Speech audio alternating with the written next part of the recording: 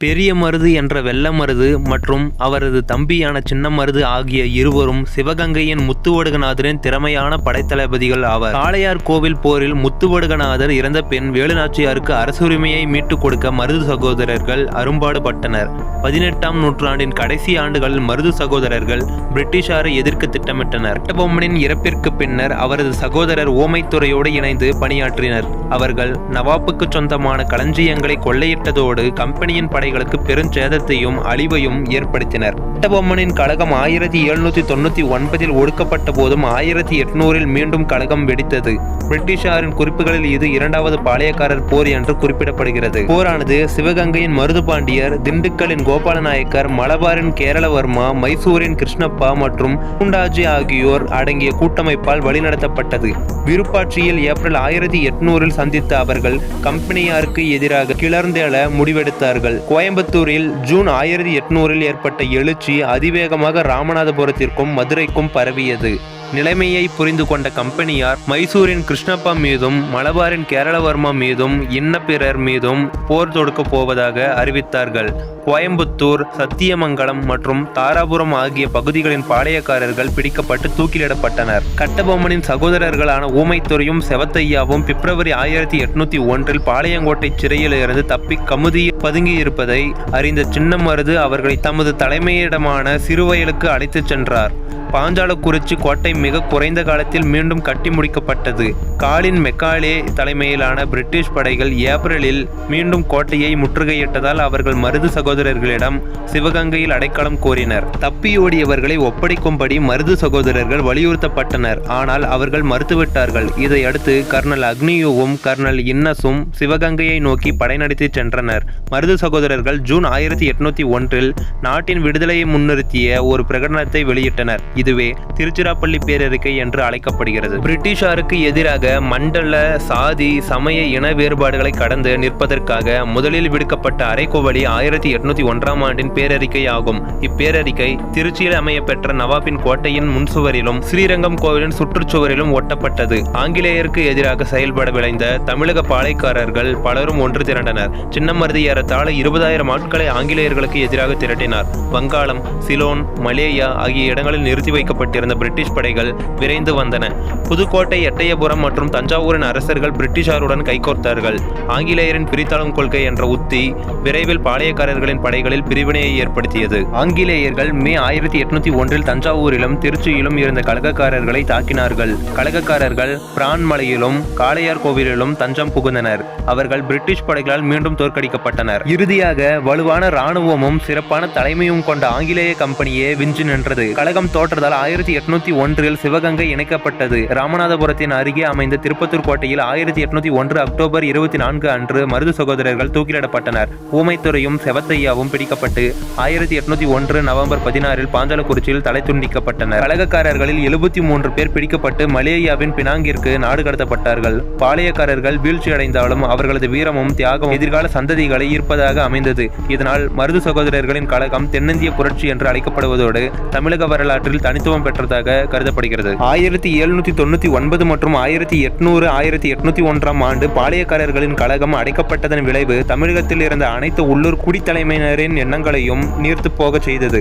1801 ஜூலை 31 ஏற்பட்ட கர்நாடக உடன்படிக்கையின்படி பிரிட்டிஷார் நேரடியாக தமிழகத்தின் மீது தங்கள் கட்டுப்பாட்டை ஏற்படுத்தியதோடு பாளையக்காரர் முறையும் முடிவுக்கு கொண்டு வந்ததுடன் அனைத்து கோட்டைகளும் இடிக்கப்பட்டு அவர்களது படைகளும் கலைக்கப்பட்டன. தீர்த்தகிரி என்று அழைக்கப்பட்ட தீரன் 1756 பிறந்தார். அவர் சிலம்பு, வில்வித்தை, குதிரையேற்றம் மட்டுமல்லாமல் நவீன போர் முறைகளையும் கற்று தேர்ந்தார். கொங்கு பகுதியில் குடும்ப மற்றும் நிலப்பிரச்சனைகளுக்கு தீர்வு வழங்குதல் போன்ற செயல்களில் ஈடுபட்டு வந்தார். அப்பகுதி மைசூர் சுல்தானின் கட்டுப்பாட்டில் இருந்தது. திப்புவின் திவான் முகமது அலி என்பவரால் வரி வசூலிக்கப்பட்டது. ஒருமுறை திவான் வசூலிக்கப்பட்ட வரிப்பணத்தோடு மைசூருக்கு திரும்பிக் கொண்டிருந்த போது தீர்த்தகிரி அவரை வழிமறித்து வரிப்பணம் முழுவதையும் பறித்துக் கொண்டார். இவர் முகமது அலியிடம் சிவமலைக்கும் சென்னிமலைக்கும் இடையே இருந்த சின்னமலையே வரிப்பணத்தை பிடுங்கிக் கொண்டதாக சுல்தானுக்கு போய் சொல் என்று அறிவுறுத்தினார். அதன் பிறகே தீரன் சின்னமலை என்று அவர் அழைக்கப்படலானார். அவமதிப்புக்குள்ளான திவான் சின்னமலையை தாக்க படை அனுப்பினார். இரு படைகளும் நொய்யல் ஆற்றங்கரையில் மோதிக்கொண்டன. அதில் சின்னமலையை வெற்றி பெற்றார். திப்புவின் இறப்பிற்கு பிறகு ஒரு கோட்டையை எழுப்பிய தீரன் சின்னமலை அவ்விடத்தை விட்டு வெளியேறாமல் ஆங்கிலேயரை எதிர்த்து போராடினார். எனவே அவ்விடம் ஓடாநிலை என்று அழைக்கப்படுகிறது. அவர் பிடிபடாமல் இருப்பதற்காக கொரில்லா போர் முறைகளை கையாண்டார். இறுதியாக அவரையும் அவர் சகோதரர்களையும் கைது செய்த ஆங்கிலேயர்கள் அவர்களை சங்ககிரியில் சிறை வைத்தனர். ஆங்கிலேய ஆட்சியை ஏற்க வற்புறுத்தப்பட்ட போது அவர்கள் அதற்கு இணங்க மறுத்தனர். அதனால் 1805 ஜூலை 31 அன்று சங்ககிரி கோட்டையின் உச்சியில் அவர்கள் தூக்கிலிடப்பட்டனர். தென் தமிழகத்தின் பாளையக்காரர்கள் அனைவரையும் ஒடுக்குவதற்கு முன்பாகவே கிழக்கிந்திய கம்பெனி 1792 திப்புவோடு ஏற்பட்ட போரின் முடிவில் சேலம் மற்றும் திண்டுக்கல் வருவாய் மாவட்டங்களை பெற்றுக்கொண்டது. 1799 நடந்த ஆங்கிலேய மைசூர் போரின் முடிவில் கோயம்புத்தூர் இணைக்கப்பட்டது. 1798 ஆண்டு தஞ்சாவூரின் அரசர் அப்பகுதியின் இறையாண்மை உரிமையை ஆங்கிலேயருக்கு விட்டுக் கொடுத்து அதே ஆண்டு கப்பம் கட்டும் நிலைக்கும் தள்ளப்பட்டார். கட்டபொம்மன் எதிர்ப்பு 1799, மருது சகோதரர்களின் எதிர்ப்பு 1891 ஆகியவற்றை ஒடுக்கிய பின்பு பிரிட்டிஷார் ஆற்காட்டு நவாப்பை விசுவாசமற்றவர் என்று குற்றம் சுமத்தி அவர் மீது கட்டாயப்படுத்தி ஒரு ஒப்பந்தத்தை திணித்தனர். 1801 ஏற்பட்ட இவ்வொப்பந்தத்தின்படி ஆற்காட்டு நவாப் வட ஆற்காடு, தென் ஆற்காடு, திருச்சிராப்பள்ளி, மதுரை மற்றும் திருநெல்வேலி ஆகிய மாவட்டங்களை அவற்றை நிர்வகிக்கும் அதிகாரத்தோடு ஒப்படைத்துவிட வேண்டும் என்றானது. ஆனாலும் எதிர்ப்பு அடங்கிவிடவில்லை. வெளியேற்றப்பட்ட சிற்றரசர்களும் நிலச்சுவான்தாரர்களும் கம்பெனி அரசுக்கு எதிராக எதிர்கால திட்டம் குறித்து நிதானமாக சிந்தித்துக் கொண்டே இருந்தார்கள். அதன் விளைவாக வெளிப்பட்டது 1806 ஆண்டு வேலூர் புரட்சியாகும். புரட்சியின் இறுதி நிகழ்வு அந்நிய ஆட்சியை தூக்கி எறிவதை நோக்கமாக கொண்டிருந்தது. பிரிட்டிஷாரின் ராணுவத்தில் சிப்பாயாக பணியாற்றியவர்களுக்கு குறைவான ஊதியமே வழங்கப்பட்டது. பதவி உயர்வுக்கான வாய்ப்புகள் குறைவாகவே இருப்பது ஆகியவற்றை நினைத்து கடுமையான கோபத்துடனே பணியாற்றி கொண்டிருந்தார்கள். தங்களின் சமூக மற்றும் சமய நம்பிக்கைகளுக்கு ஆங்கிலேய அதிகாரிகள் குறைவான மதிப்பளித்ததும் மேலும் அவர்களின் கோபத்தை வலுப்படுத்தியது. விவசாய பின்னணி கொண்ட வீரர்களின் வேளாண் சிக்கலும் அவர்களை மேலும் சிரமப்படுத்தியது. சோதனை அடிப்படையில் நடைமுறைப்படுத்தப்பட்ட நிலக்குத்தகை முறையில் ஒரு நிலையற்ற தன்மை காணப்பட்டதாலும் 1805 பஞ்சம் ஏற்பட்டதாலும் சில சிப்பாய்களின் குடும்பங்கள் கடும் பொருளாதார நெருக்கடியை சந்தித்தன. திப்புவின் மகன்களும் அவர் தம் குடும்பத்தினரும் வேலூர் கோட்டையில் சிறை வைக்கப்பட்ட வேளையில் தங்கள் அதிருப்தியை வெளிப்படுத்தும் அந்த வாய்ப்பு கூடி வந்தது. புரட்சி ஏற்படுவதற்கான இயக்க சக்தியாக தலைமை தளபதி சர் ஜான் கிரடாக் வெளியிட்ட புதிய ராணுவ விதிமுறை அமைந்தது. புதிய விதிமுறைகளின்படி இந்திய வீரர்கள் சீருடையில் இருக்கும்போது சாதி அடையாளங்களையோ காதணைகளையோ அணியக்கூடாது என்று கேட்டுக்கொள்ளப்பட்டனர். அவர்கள் தாடியை முழுமையாக சவரம் செய்யவும் மீசையை ஒரே பணியில் வைத்துக் கொள்ளவும் அறிவுறுத்தப்பட்டார்கள். புதிய வகை தலைப்பாக எரிகிற தீயில் எண்ணெய் சேர்ப்பது போலானது மிகவும் ஆட்சேபனைக்குரிய செயலாக கருதப்பட்டது. தலைப்பாகையில் வைக்கப்படும் விலங்கு தோலினால் ஆன இலச்சினையாகும். புதிய தலைப்பாகையை அணிவதில் தங்களுக்கு உடன்பாடில்லை என்று இந்திய சிப்பாய்கள் போதுமான முன்னெச்சரிக்கை விடுத்தனர். ஆனால் கம்பெனி நிர்வாகம் அதனை கவனத்தில் கொள்ளவில்லை. 1806 ஜூலை 10 அன்று அதிகாலையிலேயே முதல் மற்றும் 23ஆம் படைப்பிரிவுகளின் இந்திய சிப்பாய்கள் துப்பாக்கிகளின் முழக்கத்தோடு புரட்சியில் இறங்கினர். கோட்டை காவற்படையின் உயர் பொறுப்பு வகித்த கர்னல் பேன்கோர்ட் என்பவர்தான் முதல் பலியானார். அடுத்ததாக 23ஆம் படைப்பிரிவைச் சேர்ந்த கர்னல் மீகாரஸ் கொல்லப்பட்டார். கோட்டையை கடந்து சென்று கொண்டிருந்த மேஜர் ஆம்ஸ்ட்ராங் துப்பாக்கிகளின் முழக்கத்தை கேட்டார். சூழலை விசாரித்தறிய முற்பட்ட அவரது உடல் தோட்டாக்களால் துளைக்கப்பட்டது.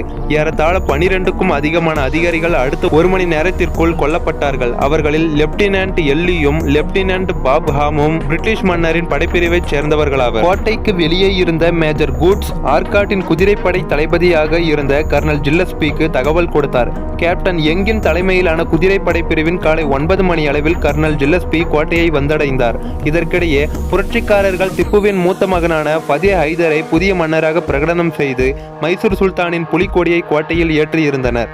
போர் விதிமுறைகள் எதையும் பொருட்படுத்தாத ஜில்லஸ்பி வீரர்களின் புரட்சியை வன்மையாக ஒடுக்கினார். நேரில் கண்ட ஒருவரின் வாக்குமூலப்படி கோட்டையில் மட்டும் 800 வீரர்கள் பிணமாக கிடந்ததாக பதிவு செய்யப்பட்டுள்ளது. திருச்சிராப்பள்ளியிலும் வேலூரிலும் 600 வீரர்கள் விசாரணையை எதிர்நோக்கி சிறையில் அடைக்கப்பட்டனர். நீதிமன்ற விசாரணைக்கு பின் குற்றவாளிகள் என்று நிரூபிக்கப்பட்ட 6 நபர்கள் பீரங்கியில் கட்டிய நிலையில் சுடப்பட்டும் 5 நபர்கள் துப்பாக்கியால் சுடப்பட்டும் 8 நபர்கள் தூக்கிலிடப்பட்டும் கொல்லப்பட்டார்கள். திப்புவின் மகன்களை கல்கத்தாவுக்கு அனுப்ப உத்தரவிடப்பட்டது. கலவரத்தை அடக்குவதில் ஈடுபட்ட அதிகாரிகளுக்கு பரிசு தொகையும் பதவி உயர்வும் வழங்கப்பட்டது. கர்னல் ஜில்லஸ்பிக்கு 7000 பகோடாக்கள் வெகுமதியாக அளிக்கப்பட்டது. எனினும் தலைமை தளபதி ஜான் கிரடாக்கும் உதவி தளபதி அக்னியுவும் ஆளுநர் வில்லியம் பெண்டிங்கும் புரட்சி நடக்க காரணமானவர்கள் என்று கருதப்பட்டு அவர்களை பணிநீக்கம் செய்ததோடு அவர்கள் இங்கிலாந்துக்கு திருப்பி அழைத்துக் கொள்ளப்பட்டார்கள். புதிய இராணுவ விதிமுறைகள் திரும்ப பெறப்பட்டது. வெளியூரிலிருந்து உடனடியாக எந்த ஒரு உதவியும் கிடைக்காத காரணத்தினாலேயே வேலூர் புரட்சி தோல்வியுற்றது. சமீப கால ஆய்வுகளின் வழியாக நாம் அறிந்து கொள்வது யாதெனில், புரட்சிக்கான ஏற்பாடுகளை 23ஆம் படைப்பிரிவின் 2வது பட்டாளத்தைச் சேர்ந்த சுபேதார்களான ஷேக் ஆடமும் ஷேக் ஹமீதும், ஜமேதாரான ஷேக் ஹுசைனும், 1ஆம் படைப்பிரிவின் 1ஆம் பட்டாளத்தைச் சேர்ந்த 2 சுபேதர்களும் ஜமேதார் ஷேக் காசிமும் சிறப்பாக செய்திருந்ததாக தெரிகிறது. 1857ஆம் ஆண்டு பெரும் கழகத்திற்கான அனைத்து முன் அறிகுறிகளையும் எச்சரிக்கைகளையும் வேலூர் புரட்சி கொண்டிருந்தது. ஒரே வித்தியாசம் என்னவென்றால், கழகத்தை தொடர்ந்து எந்த உள்நாட்டு கிளர்ச்சியும் ஏற்படவில்லை. 1806ஆம் ஆண்டு புரட்சியானது வேலூர் கோட்டையுடன் முடிந்துவிடவில்லை. பெல்லாரி, வாலாஜாபாத், ஹைதராபாத், பெங்களூரு, நந்திதுர்க்கம், சங்கரிதுர்க்கம் ஆகிய இடங்களிலும் அது எதிரொலித்தது. என்றும் இணைந்திருங்கள் யாழிசை தமிழிசையுடன். நன்றி, வணக்கம்.